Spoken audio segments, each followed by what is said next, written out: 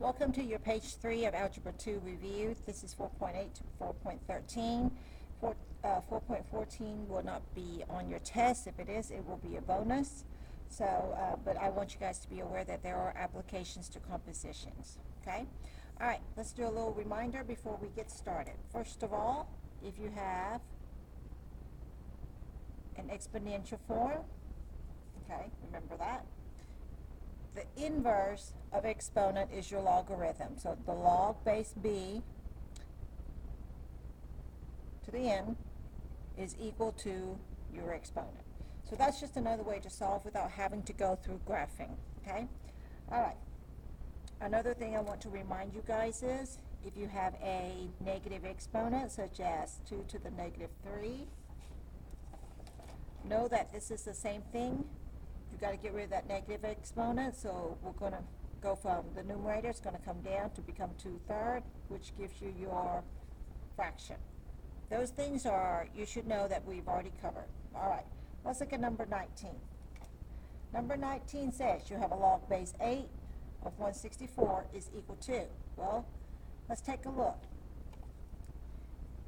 Here you have your power chart. 8 to what power is 64? 8 squared.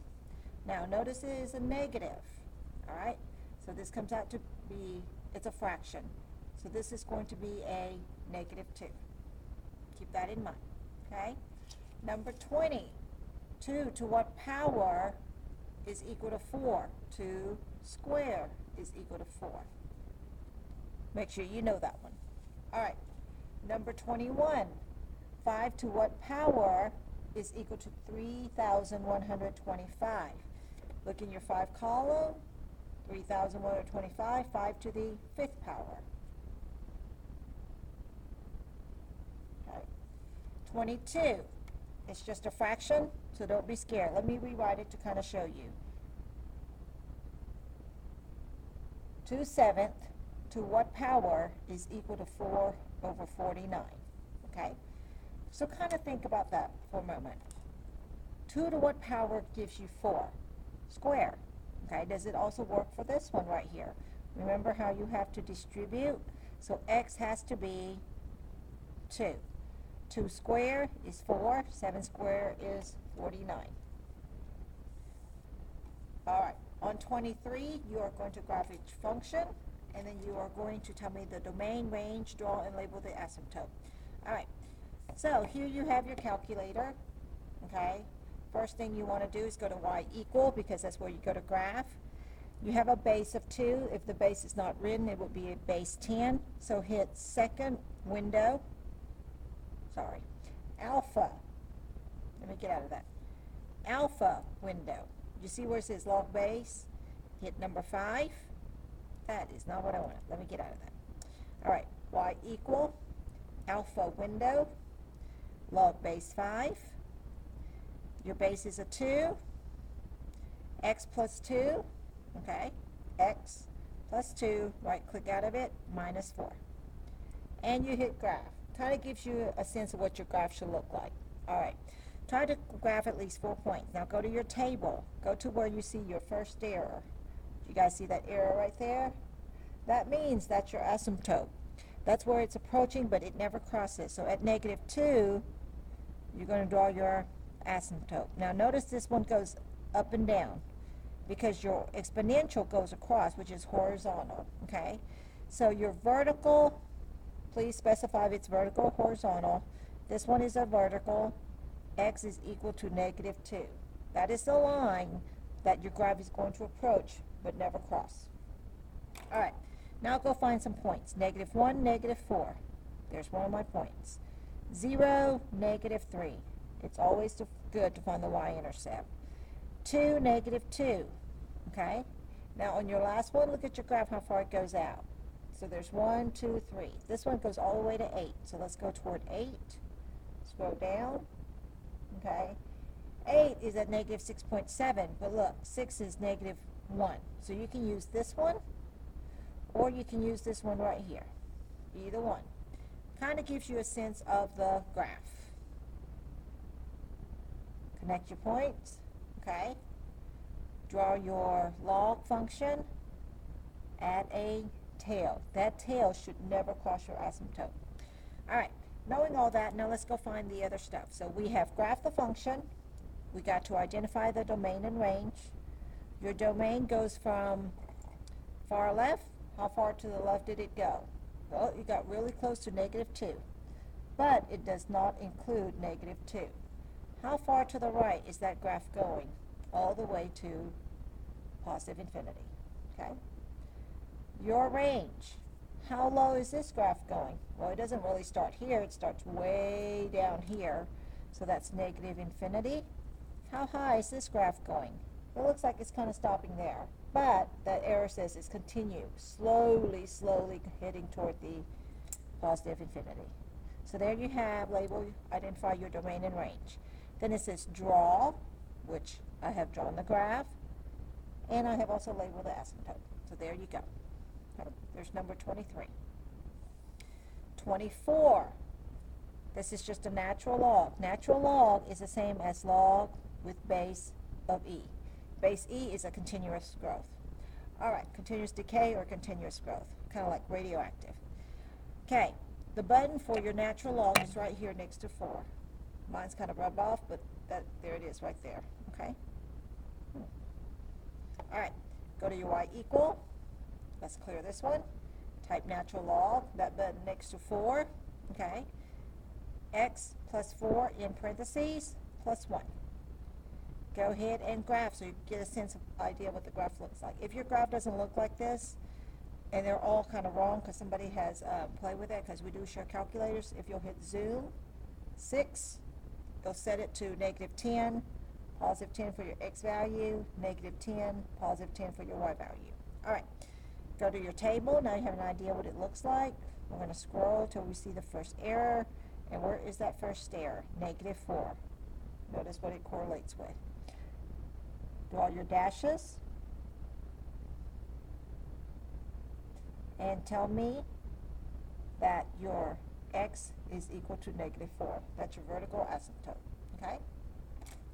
Let's go plot some points. -3 and 1. -2 and 1.7 right here. That looks close. -1 and 2, a little above 2. This graph goes all the way to 8. So let's scroll down to 8. 8 and 3.5. So it'll be right there. Kind of gets a sense of my graph. Add your tail. And there you have your graph. Now let's go and find our domain. Your domain. Okay? Far left to far right. Really close to 4, but never crossing 4. So it'll be in parentheses. Heading toward positive infinity. Your range does not start here. It starts way down here. And it goes all the way to the top, slowly heading toward infinity. So this will be -infinity to positive infinity. Infinity is always in parentheses. So make sure you've done everything. Graph the function. Label your domain and range. Draw and label your asymptote. So there you go. Okay. 25. All right. Before we start, let's do a little reminder. Here are the two formulas. This is your explicit. Explicit means that you know what the first term is, and it's easy to find any other terms. So this will be AN is first term, okay, times your R. Sometimes you see capital letters, sometimes you don't. N minus 1. So N is just the number term. Your recursive formula, that means you don't know where the first one is, and you can use this for anything. It can start at 0, it can start at 1, it can start at 2. It doesn't matter. So this one is AN is equal to A, previous term, times your R. Okay? So make sure you guys know these two formulas. There's that one. That's your recursive. And this one is your explicit. All right, let's look at number 25. Read the direction, please. Determine if the sequence is geometric. That means you're going to have a common ratio, which is your R. If it is, the explicit formula, the recursive formula, give the explicit formula, the recursive formula, the term name in the problem and the three terms in the sequence after the first one. Well, let's take a look. Let's see if we can find our R first. All right, R. Take your second divided by the first. -9/3, which is give you -3. Do it for the second one, okay? See if they come out to be the same. 27 divided by -9, which is -3. Let's try the next one also. -81 divided by +27. That's also -3. Do you see how their ratios are all the same? Since all the ratios the same, then this is a geometric sequence. Yes.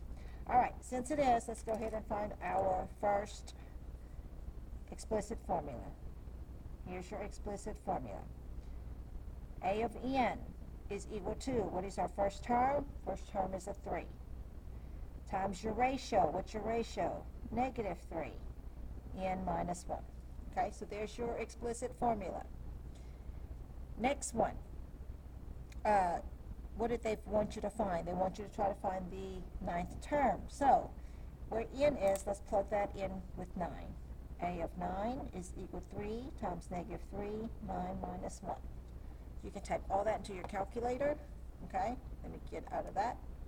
So you can go 3 parentheses, -3 raised to the 9 minus 1 is 8. Or you could even type 9 minus 1. So the 9th term is going to be 19,683. So here you have your recursive, right here, okay, and here you have the 9th term.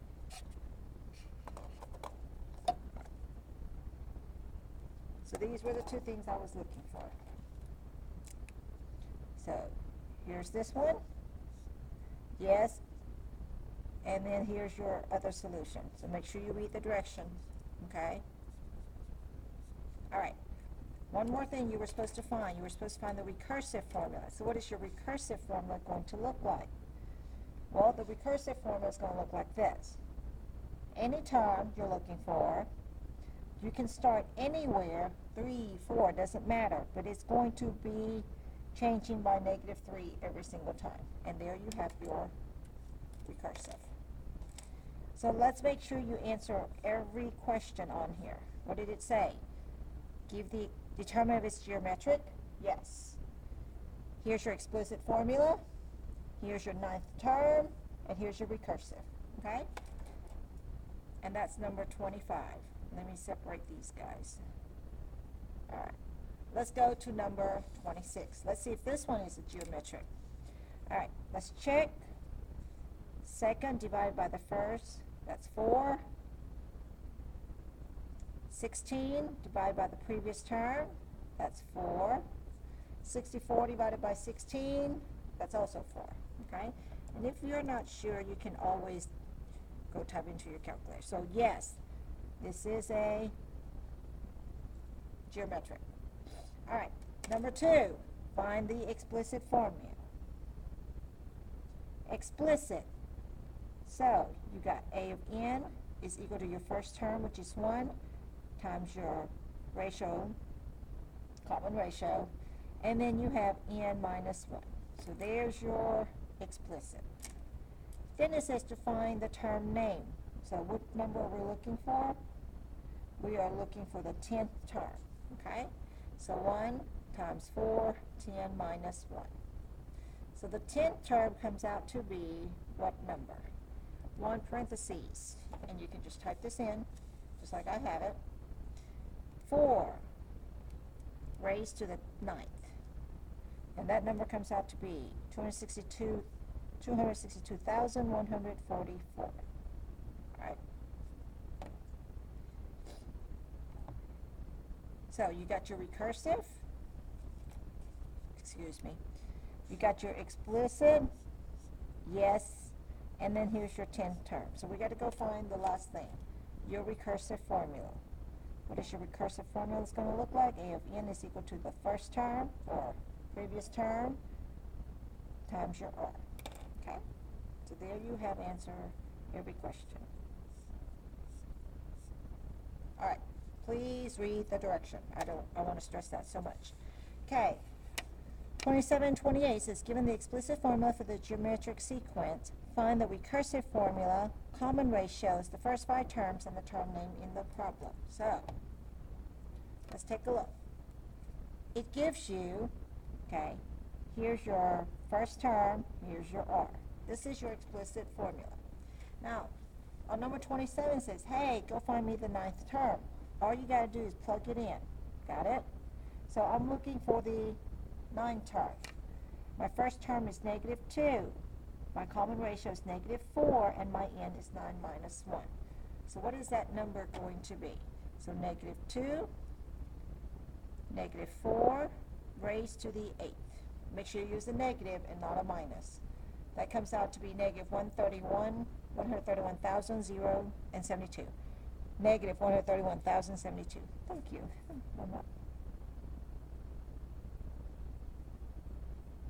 And that is your 9 terms, okay? So it is the geometric sequence. It tells you it is. Find the recursive formula, common ratio. What's your common ratio? That is -4.